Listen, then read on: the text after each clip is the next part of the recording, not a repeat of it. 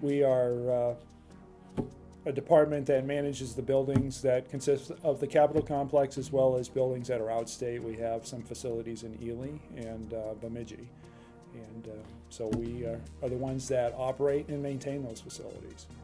We've got about 4.5 million square feet of space that we lease to other agencies. They're mostly office buildings, but we do have specialty buildings. We have the governor's residence, which would be considered a residential facility. We have a BSL lab, level 3 lab. We also have a BCA crime lab. But the bulk of the square footage is administrative space. Our goal is to follow the executive order and to cut energy by 20%, and we've exceeded that. We're pretty close to 30% now on a normalized basis, and so the folks have been really good over the years at identifying what the problems are and getting in there and recommending improvements that we can implement to bring the energy consumption down.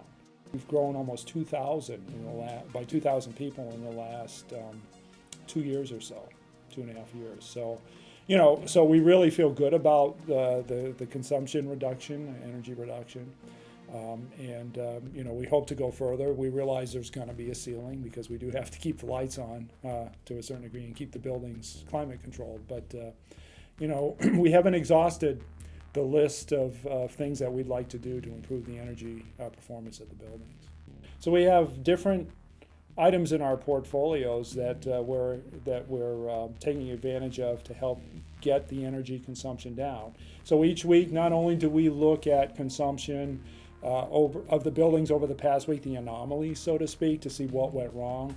We're pursuing, and we have a project list that we prioritize, and we've executed much of it now, but we have several projects identified on the list that we still need to move through, and we're going to continue to do that. So benchmarking is really important.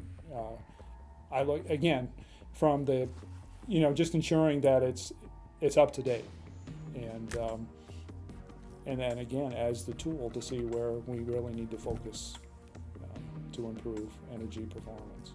We go through and we look at what the potential savings is on the buildings, and we kind of hone in, well, this may be where our next opportunity is, and so therefore based on that, and that's how they've done it over the years, we'll line up projects for that building based on what we think the savings is. B3 has become kind of that other person in the empty chair around the table that sit with 6 or 7 of us that sit around every week. I mean, that benchmarking and the B3 is always there with us, and we're kind of monitoring it. It's not necessarily the number one driver, but it's a real important indicator for us, and it's a tool that we really rely on.